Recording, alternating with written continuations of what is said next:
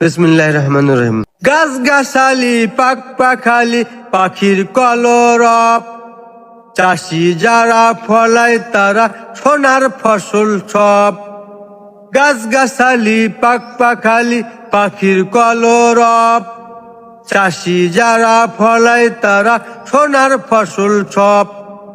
ধানের শীষে আছে মিশে সবুজ পাতার ছাপ, চাষি যারা ফলায় তারা নানান ফসল সব। বছর ঘুরে এলো ফিরে নতুন ফসল সব, ফসল দেখে গায়ের চাষি খুশি হইল সব।